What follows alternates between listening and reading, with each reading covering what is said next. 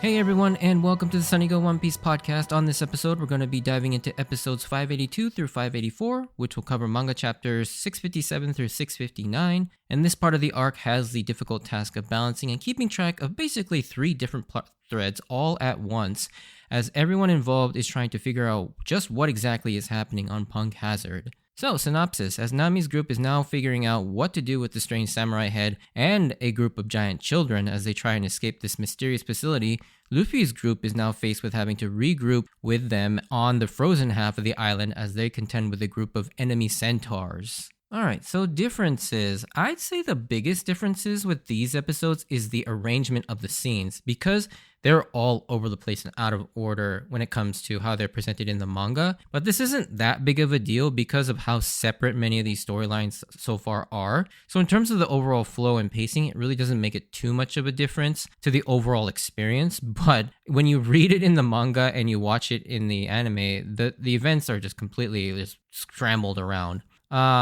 As far as like real differences go, so Luffy racing the cheetah centaur during this scene is obviously filler, like I mentioned in the last episode. And then Brook's explanation of what happened on the Sunny while he fought the mysterious masked people is a little bit longer as well, and we actually get to see a little bit of it. As I mentioned, all of the canon part is basically after Luffy kind of smacks the centaur in the back of the head with his kick. And so, yeah, seeing all that stuff happen that happened off screen, being animated in the anime, is actually kind of a nice detail. I actually like this type of filler, like I've mentioned many times in the past. Another difference is the scene where the kids in the biscuit room are introduced is a lot more in-depth and longer in the anime. In the manga, most of the same things happen, but they're all condensed into like 2 or 3 panels rather than having their own scenes and sequences dedicated to them. Like Frankie doesn't play with his hairstyles, nor do we see the little girls actually picking up Chopper and kind of saying how cute he is. We kind of see that kind of in the background in like little dialogue bubbles, but we don't actually get a whole panel dedicated to each of these events. Lastly, when the kids ask for help from Nami and the others, in the anime they make 2 pleas with a very long stretched out moment of silence, which is ridiculous in how it's presented in the anime. In the manga, they only ask the one time, the very first time you see it in the anime, so the second time is actually filler. Okay, so like I mentioned in the intro, this set of episodes is very segmented into 3 essentially different plot threads. So I'm going to go through them kind of differently in this episode and talk about each individual storyline, then move on to the next group of characters. So first off, we're going to start with the Sanji/Nami group. And this whole interaction with the samurai head is pretty funny, with his very outdated and sexist views of women, giving us a view into the idea that this Wano country is a country kind of stuck in an older time, similar to Little Garden, but not nearly as extreme like in the prehistoric, but more so probably closer to like feudal Japan. However, my main question is, can this samurai have 2 conversations at the same time? Like, he can clearly talk with his head, but he can also talk with his butthole on the other side of the island. And so, like, how does he split his consciousness? And does he go silent in the other parts of his body while he takes over to do, each part of his body? And so, do each individual parts have their own consciousness? Can the torso also talk and act independently too? And there's so much to this strange power. And we do get kind of an explanation later on, which we'll get to. But yeah, I remember thinking to myself all of these different questions as I was reading this part for the first time in the manga. The samurai seems like a good dude, albeit kind of pervy, but as soon as he hears that they are pirates, he turns a little hostile, saying he hates pirates. And I love that the first reaction we get to see is Nami, because this is exactly what her first impression of Luffy and Zoro were, and pretty much word for word what she said to them. In the anime, we see Nami first and then the other 3, but in the manga, Oda only takes time to show Nami's reaction, just showing how important it was for Oda to make sure that we got to see Nami's reaction, since she can, of course, sympathize with this samurai and empathize on this topic as well. Nami probably understands that this man has suffered quite a bit at the hands of other pirates, and it's these small details that Oda puts in that I love about his writing. It goes a long way in terms of making these characters feel like real people with personalities of their own. Oda has even said in interviews how he views his characters that they often dictate to him what they're going to do rather than the other way around.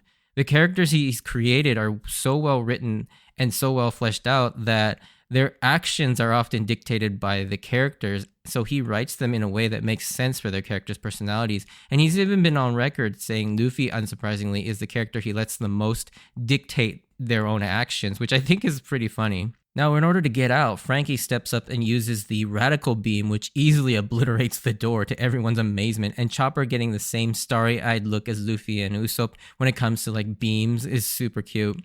And not only that, I can't help but make the connection when Chopper enviously says, "I wish I could shoot a beam too." And then you look at like Frankie's pose when he shoots the radical beam is very reminiscent of Chopper's pose when he uses the scope technique. And originally when that made its debut, Luffy thought that Chopper might fire a beam from his hooves, which I find that parallel pretty funny. And just before they leave, Sanji, being the always observant and kind person, still offers to help the samurai despite his disdain for them. It even fixes the configuration of his head for him. But the most surprising part is the fact that Sanji seems to know about Wano and a bit of their culture somehow. He recognizes that the top knot is a hairstyle very characteristic of Wano samurais. And this is definitely something that's often not talked about, is just how knowledgeable Sanji is about the world. Like when he knew about Nolan's story back on Jaya, or him having knowledge and even having read the Devil Fruit Encyclopedia, as we found out back in Thriller Bark. You could chalk it up to Sanji is just well read due to his love of food. And, you know, he has studied different cuisines from all over the world, possibly, but we never get confirmation of that. But if you're gonna find the ocean with all the world's fish in it, as in the all blue, you better know how to cook those seafood.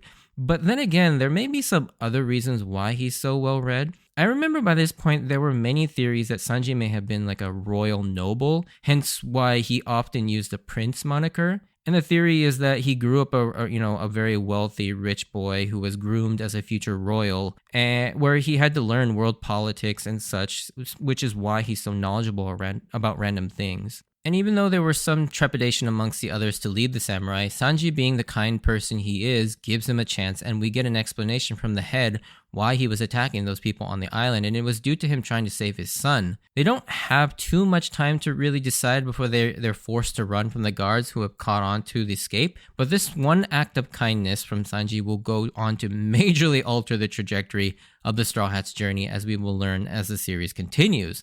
And in the process of trying to find a way out of the facility, they come across a room full of various sized children, ranging from normal to giant size, which both sides are confused at their appearance. However, the tension is immediately broken with all the boys going crazy over Frankie's appearance as a robot, and the girls are going nuts over the cuteness of Chopper, which is pretty much the trope that Oda always uses. But then, hilariously, there's that one kid who just walks up to Sanji and calls him curly brows. And that was pretty funny. However, the brief fun gets broken up due to the samurai head screaming looking for his son Momonosuke, which promptly terrifies the children, which is completely understandable. Seeing a severed head, let alone it talking and screaming like a lunatic, it would be pretty terrifying, even as an adult. Eventually, the guards show up, forcing Sanji's group to run, but amongst the chaos, the two biggest girl and boy run up to Nami and Frankie respectively, asking them for help to take them away from this place. But despite their pleas, Sanji and Nami have to refuse and keep running, as they have to avoid being caught, which does seem to pain everyone to do. And this scene is unexpectedly really emotional and powerful, because it just kind of breaks your heart to see them be forced to abandon them. It's especially rough when the biggest girl makes one last plea that if they can't take them right now, that they promise to come back for them. Otherwise, there's no hope for them, since no one knows where to look for them here. And every time Oda drops one of these emotional bombs on us, it always amazes me, no matter how often he does it. It goes from a really lighthearted and comedic moment of Frankie picking his nose, to Nami slapping the crap out of the severed samurai head, to then being reduced to tears in the next moment. It's incredible how good he is at balancing the tones, and more importantly, the transition seems seamless without feeling jarring. And of course, for Nami, she can't bear to abandon them anymore after hearing that, and turns around declaring that she can no longer just leave them, that she's going to help them. Now, for a lot of people, this is the first time Nami's love for children is really put front and center, as well as when Nami is kind of known for developing one of her defining character traits going forward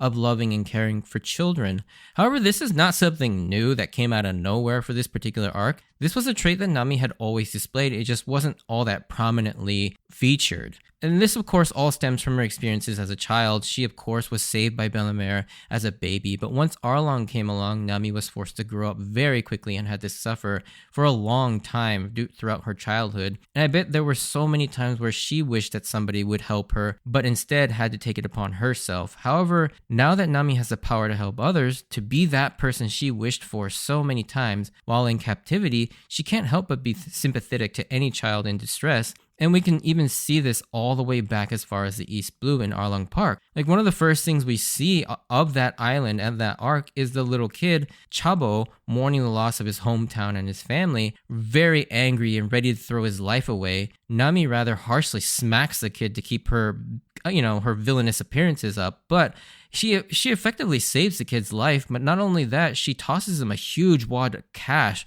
something that up to that point we could never really imagine Nami doing. And there are countless other examples, like when she hugs Vivi and reassures her that she will be protected and that they'll get her to Arabasta just after Igaram supposedly died. And you forget that while Vivi is very mature and acts older, she was only 16 at the time. And we also saw her being very patient and caring towards Aisa on Skypiea after she was having a really hard time when she, through her mantra, thought that Lucky and all the other people of her tribe were dying in a survival game. Hell, even Chopper, who was only 15 years old, is another example of how she was very sympathetic and kind to him leading up to him joining the crew.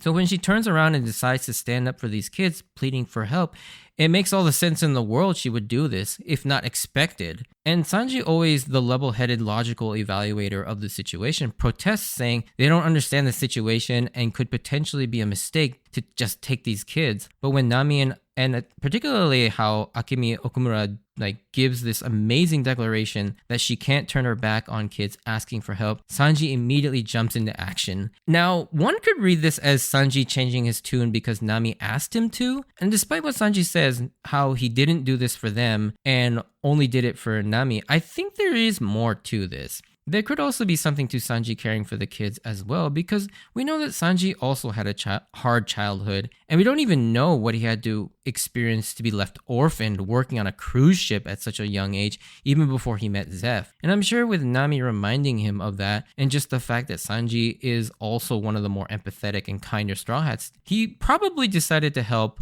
not just because he wanted to do it for Nami, but because he realized through Nami's speech that it probably was the right thing to do. And again, he probably put himself in the shoes of those kids and wished for help as well. Now, one thing in the anime that I don't quite like is how the philosophy of extending scenes to fill time affected this scene. This is where you start to see Toei's influence on the pacing really start to hinder even the tone of a scene, because the anime takes forever for this moment to play out. Even giving Sanji this cool but ultimately useless power-up scene with his Diablo Jambe. However, the manga version is so much better because it comes out of nowhere, and it's not only surprising but really satisfying, because the panel before you see Sanji lighting his cigarette, which would indicate that he's getting ready to jump into action, but Oda also draws Sanji in a way that still gives the impression he's against this, right down to even drawing sort of the shadow lines over his face to indicate that he is distressed about this decision. So you're not quite sure which way he's actually leaning for a split second. Then all of a sudden, he's already got Diablo Jambe lit, and before you even, the characters even know it, he's already landed the Collier strike on the guard. And it was such a cool moment in the manga because it just happens like boom. It happens so fast.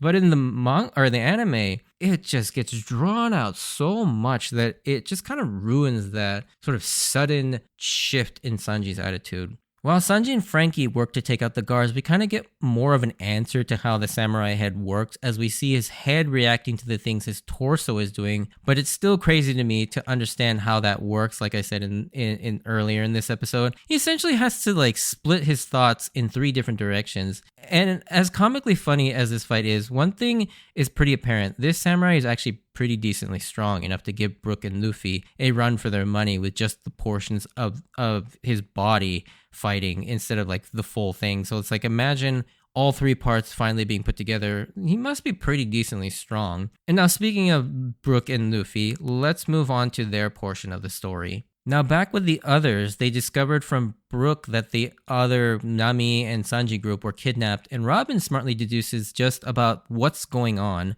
Although, as a random aside, the dialogue where Brook mentions that there is a large building, but it doesn't look like a restaurant, is so random that I chuckle at it every time. And I also find it really fun and cute that Brook has his own specific teacup with his symbol on it, which leads me to believe that everyone has their own specific teacup on the Sunny. Okay, so I'm going to go on a really long side tangent here about a translator's note, where Brook's dialogue in the Crunchyroll subs, when he talks about how he was surprised as a bone in thunder, no, like a thunder in a duck, oh no, like a duck in a bone, that whole sequence, you probably heard this and thought it was just absolute nonsense, and that's pretty much because it is. I don't envy the translators here because this is Brook messing up a somewhat well-known Japanese proverb, I guess. This is essentially a proverb that expresses when someone is taken aback or surprised by something suddenly, and I had never heard of this saying in Japanese, so I actually had to do some real research on this to actually understand this one. So the actual proverb that Brook is trying to say is "hato ga mame deppo o kuratta yona," or literally translated means like a pigeon being hit by a pea shooter. The more metaphorical translation is "you look like a duck in a thunderstorm." And Brook is just mixing up the words and replacing the word mame or pea with hone, the word for bone, because they sound pretty similar, mame and hone. The real phrase "hato ga mame deppo o kuratta yona," for all intents and purposes, is similar to our phrase in English, "they look like deer in headlights," or "the deer in headlights," to indicate that someone was taken aback and caught by surprise by something very sudden. And I feel like if they took some creative liberties and used the deer in headlights as sort of the basis for this translation, it would have come across much better. Like if Brooke said something like, quote, "Oh, I felt like a bone in headlights," or wait, no, like a deer in bone lights, or no, a bone in deer lights? And something like that, I feel like would have come across much better to English-speaking audiences. Now, I know some of the manga translations actually do try and adapt this better, but I haven't really read the manga in English, so I can't really speak to that too much, but I have seen a couple examples of this, so depending on what translation you actually read this in, it could be translated actually pretty well, and others maybe really badly, like this one. I will say though, doing research for just this one proverb took me like over an hour and a half, but it was so worth it and really fun because I had never heard of this phrase till One Piece. Most of the time, I just kind of fly past these parts, just looking at it as a simple wordplay goof on Brooke's part, but it was fun and educational to really actually dive deeper into the language. Anyways, with that long tangent out of the way, with the update from Brook, Luffy is suddenly attacked by the Leopard Centaur because he's informed that Luffy is the intruder that they've been looking for. And it's too bad because Luffy and he were getting along so great. And Luffy takes him out, but then is almost attacked by a giraffe man. And this is where Robin finally gets to shine as she uses a new move called the Cien Fleur Rindo. Rindo meaning the flower gentian, I think that's how you pronounce it. And what its connection to the actions of that attack, I don't know. So if you botanists out there know this, please let me know. But yeah, I have no idea, but it's cool. The subsequent conversation they all have about what to do next is absolutely hilarious for so many reasons. First off, Robin comes up with another one of her dark and morbid theories about what happened to the missing crew, saying, "Let's hope they haven't been riddled with bullets." And then Zoro and Luffy having a serious sounding conversation, but the contents of that conversation is absurd, with Zoro mentioning that it probably would have been easier if they had just landed on the other side of the island to begin with, but Luffy selfishly points out that if they had done that, they wouldn't have been able to eat dragon meat and meet the Ashimaro, or leg maro, which is what he dubs the samurai legs that he finds.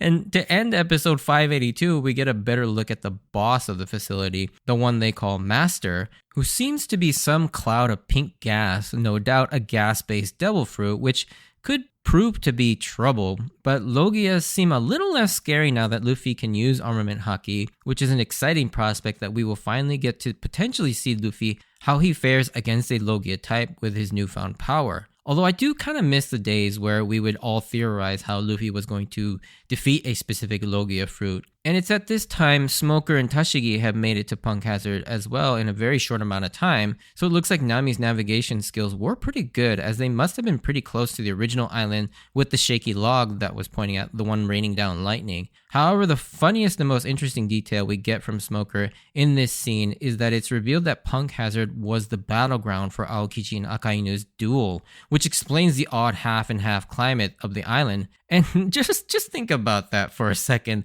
Their battle was so intense that they altered the terrain and climate of the island permanently, which is just wild to me. I mean, good God, these two must be insanely powerful to permanently just scar an island in half like that. But anyways, this brings us back to the island where Luffy's group are still trying to figure out how to cross the massive lake dividing the hot and cold side. And this is one of my favorite scenes where Zoro suggests they swim, but Luffy points out that he and Robin can't swim due to the devil fruits, to which this hilarious imagining by Robin of Zoro and Usopp basically carrying the other two on their backs as they happily cross the lake and plays out. And the anime makes this scene even more funny with the voice acting because they do this incredibly exaggerated and like Zoro's voice actually doing like a jubilant yet deep laugh is what kills me here. And I also love that inside Robin's head, there are always these incredibly morbid thoughts, but her imagination is presented in the cutest ways possible, kind of calling back to, again, Thriller Bark,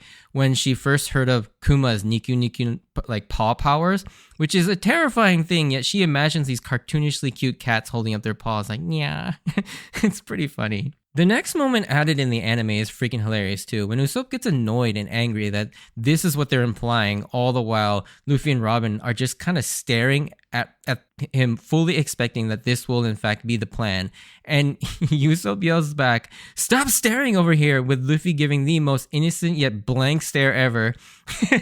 And despite all the complaining, Usopp yet again proves to be an indispensable crew member as he uses his pop greens to sprout a banana boat and oars so that they can cross, and which I think is really cool. And speaking of fun filler scenes that they added towards the end of episode 583, Brook has his own where he's having fun making snowmen in his own image while waiting for Luffy's group to reach them. But it's here where we finally find out where the torso portion of the samurai is, and it's now attacking Brook for some reason. While Brook has his hands full with the samurai torso, Luffy's group runs into a bit of a problem with the so-called boss that was first mentioned in the distress call. And while he looks a tad bit different, this is actually not a brand new character. We have actually seen this character before during the post-war arc towards the tail end of it, where we saw a large number of random pirates attacking islands that used to be protected by Whitebeard, but upon his death, there was kind of a free-for-all for his territories, and this pirate was one of them that was shown attacking an island called Food Veltan. And this is Brownbeard, who was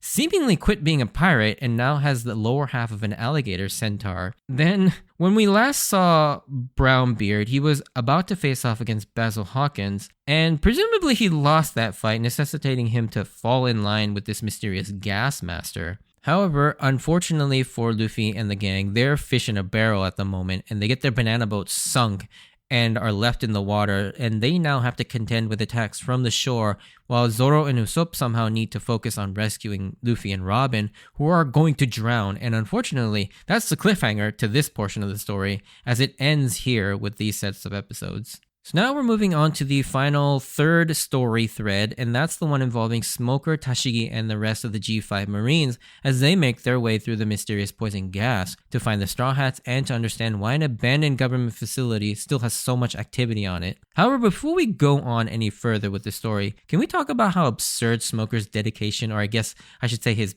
passion, or maybe even his addiction for his hobby of smoking cigars, as even with a gas mask on, he's still smoking 2 cigars that have been stuffed up one of the respirators in the mask. I also love that despite Smoker seeming to be slightly annoyed by his subordinates, they still feel comfortable enough to call Smoker, of all people, Smoyan. The yan honorific suffix is mainly used as a cute way to address someone, and you see it a lot when it's used to refer to like cute girl idols or celebrities.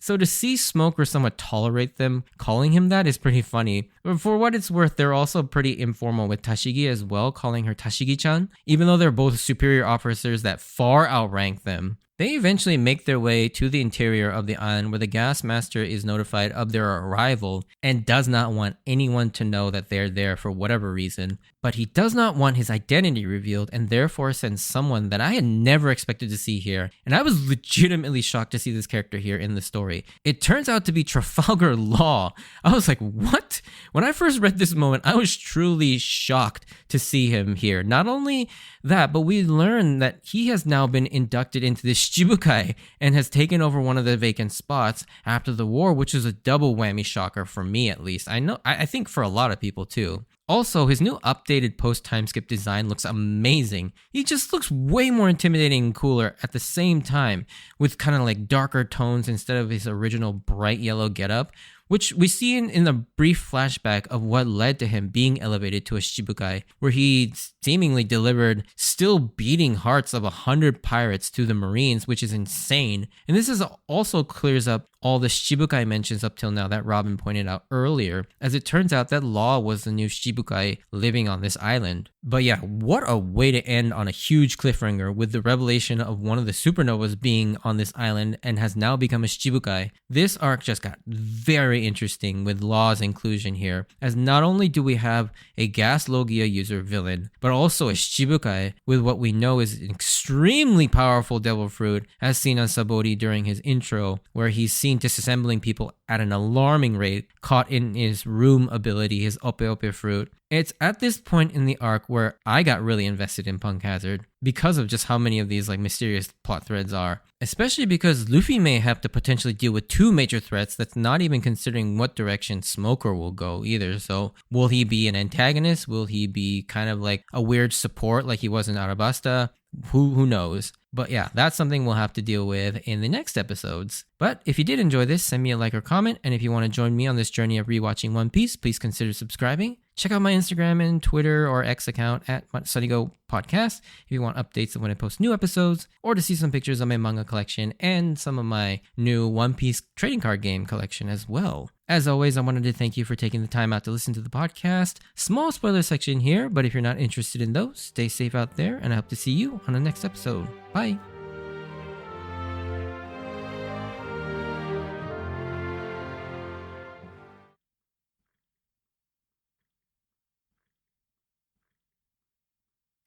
All right, so spoiler section, just a few things that I kind of wanted to talk about. So I guess the first thing I kind of wanted to mention is, I guess with Kinemon's character, here kind of his like sexist worldview of women seems kind of a stark difference from what we see later on. I feel like when we see his flashback in the Oden flashback, he doesn't seem all that like sexist, especially to like Tsuru and you know, Kiku and all that. Like I feel like he's actually a pretty like chill dude when it comes to that. So I think this is a bit of a course correction for Oda when it comes to Kinemon. Like I think he did essentially start with Kinemon kind of being this sort of outdated and sexist worldview of women, but then once he kind of realized that Kinemon probably is going to be a larger part of the story, I think he shifted him to be more of a virtuous character and had a more heart of gold type of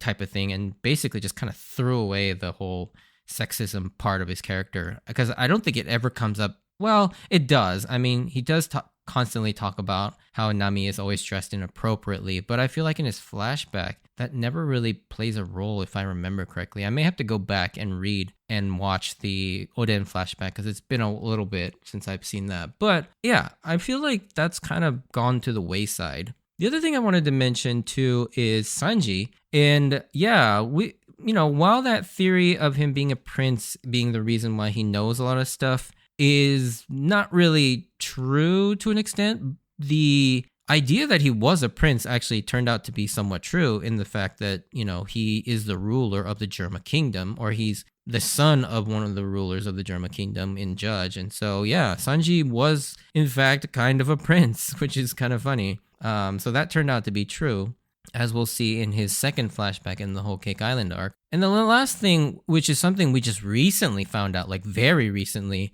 with the release of Volume 110. And in the SBS section, we actually learned about what happened in the Rocky Port incident and how Law got those 100 hearts. And so, yeah, Essentially, what it boils down to is that sometime in the time skip, Law learns of a poneglyph that was on Hachinosu, and Law planned to basically hijack a smuggling ship and try and get onto Hachinosu.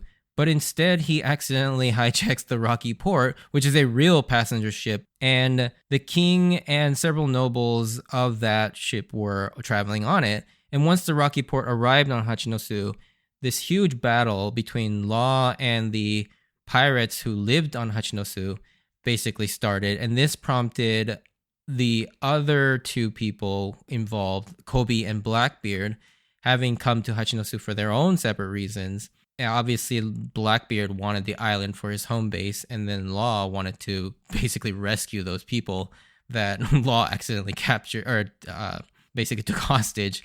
And so, yeah, this is the conflict that ensued where all three of them basically joined forces to take out the pirates on Hachinosu. And in that resulted in Kobe becoming the hero that saved all the Rocky Port people. And Blackbeard got his home base on Hachinosu. And then Law basically got the 100 Hearts and turned that into the world government and the Marines, which elevated him to a Shichibukai. And this is where we are. So yeah, that was pretty interesting. And apparently we're never actually going to get to see this in the manga or maybe in the anime. I don't know. But Oda specifically stated in the SBS that he's telling us this in the SBS because he doesn't have any plans to actually draw or write this part into the main story, which is kind of unfortunate because it sounds like a really cool story. But anyways, that's all I wanted to talk about in the spoiler section. So yeah, thanks for listening, and I'll see you on the next episode.